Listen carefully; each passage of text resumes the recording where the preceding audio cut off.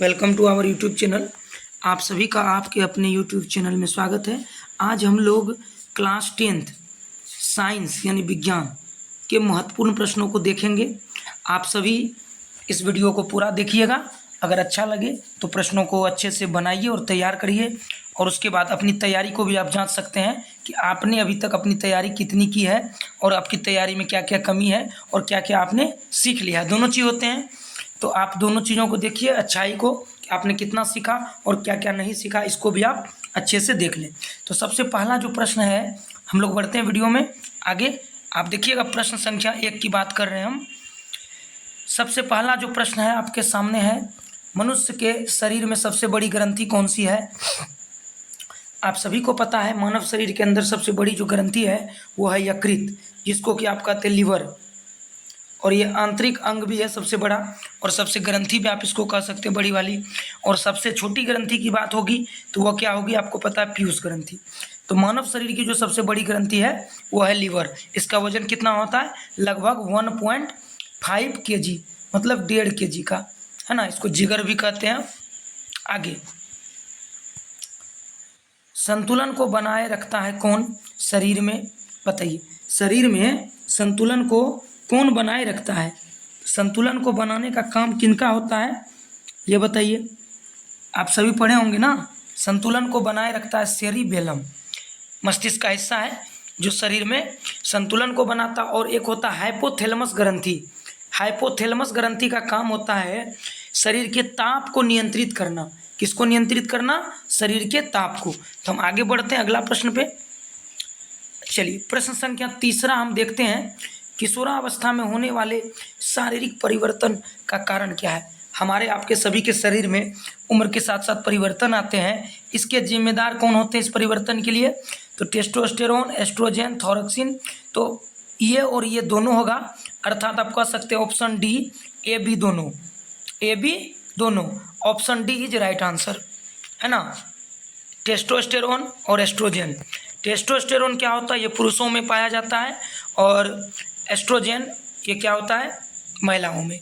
और दोनों के शरीर में जो परिवर्तन होते हैं टीनेजर्स बच्चों में जो चेंजेज आते हैं, इन्हीं के कारण आते हैं। ठीक है, आप समझ गए होंगे। आगे चलते हैं हम लोग। अगला प्रश्न, मानव हृदय में कितने कोष्ठ होते हैं? तो 4 कोष्ठ होते हैं, 4 चैम्बर होते हैं मानव के हृदय में। आप सभी को पता है मानव हृदय में कितने कोष्ठ होते हैं? 4 कोष्ठ होते हैं।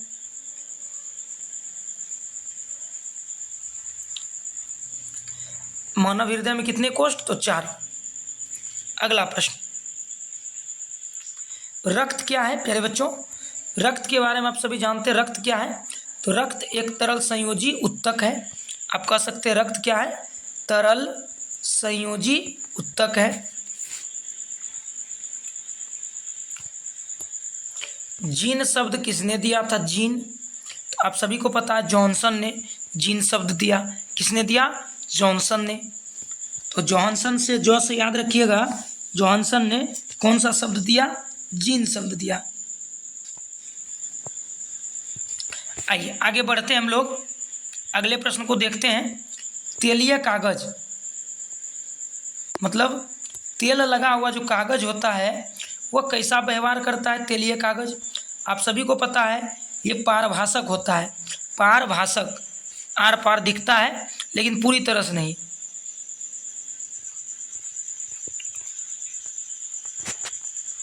आगे, पारदर्शी, जिसके आर पार आप देख सकते हैं। अपारदर्शी का आर पार आप नहीं देख सकते हैं। और पारभाषी का मतलब है थोड़ा बहुत दिखता है, पूरी तरह से साफ साफ नहीं दिखता हो। आगे चलते हैं। लेंस द्वारा में उत्पन्न आवर्धन की कहते कि आवर्धन मात्रक विहीन है। आवर्धन की कोई मतलब इकाई नहीं होती है, इसलिए इसको आप याद रखेंगे।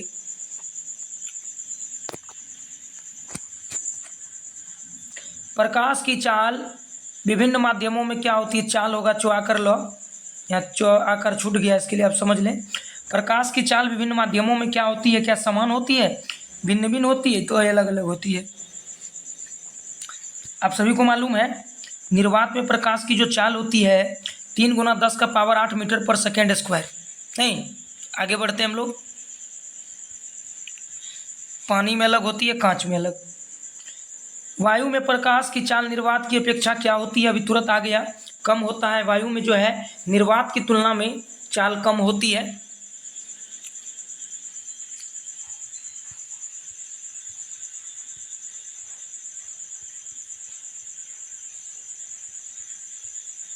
आइए अगला प्रश्न को देखते हैं। लेंस में कितने मुख्य फोकस होते हैं? 2। लेंस में कितने मुख्य फोकस होते हैं? 2। लेंस में मुख्य फोकस कितने होते हैं? 2। सॉरी, आगे चलिए, सर्दी के कारण।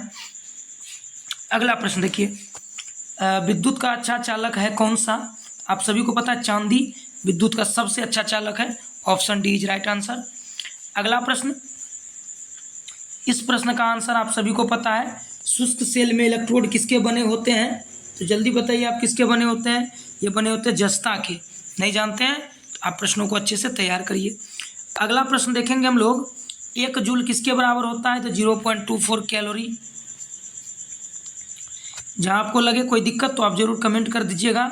बुझा हुआ चूना का सूत्र CaOH का होल 2। कहीं मिस्टेक हो सकती है कहीं पर, तो आप उसको ध्यान रखिएगा, थोड़ा सा हड़बड़ में गड़बड़ नहीं करेंगे। जस्ता का अयस्क है भाई, जस्ता का अयस्क कौन सा है? जिंक। जिंक का अयस्क कौन सा होगा बताइए? ये जिंक ब्लेंड का नाम आप सुने हैं ना, ये जस्ता का अयस्क है। इससे जस्ता की प्राप्ति होती है। अयस्क वह होते हैं जिनसे धातु की प्राप्ति होती है कम खर्च में। सिलिकॉन है, ये सिलिकॉन क्या है भाई? सिलिकॉन उपधातु कह सकते हैं आप इसको, नहीं, अर्धचालक के रूप में भी है। अल्कोहल में कौन सा तत्व उपस्थित नहीं होता है? डियर स्टूडेंट, अल्कोहल में कौन सा तत्व उपस्थित नहीं होता है? आप सभी को मालूम है अल्कोहल में क्या नहीं होता है। तो कार्बन तो होता है, ये देखिए अल्कोहल में नाइट्रोजन नहीं होते हैं, याद रखिएगा। अगला प्रश्न, मेथेनोइक अम्ल, यहाँ जो अम्ल हम लिखे हैं अ आधा म और ल पूरा होगा। मेथेनोइक अम्ल का आपको सामान्य नाम बताना है, मेथेनोइक अम्ल का।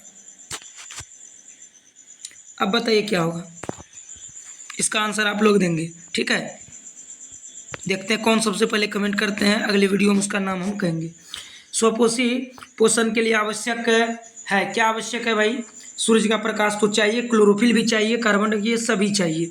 फोटोसिंथेसिस के लिए, फोटोसिंथेसिस जिसको आप प्रकाश संश्लेषण कहते हैं, सभी आवश्यक है।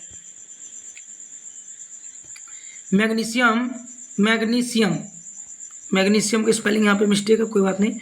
मैग्नीशियम में पाया जाता है क्या? मैग्नीशियम पाया जाता है किस में? तो ये वर्णी लवक में, यानी क्लोरोफिल में।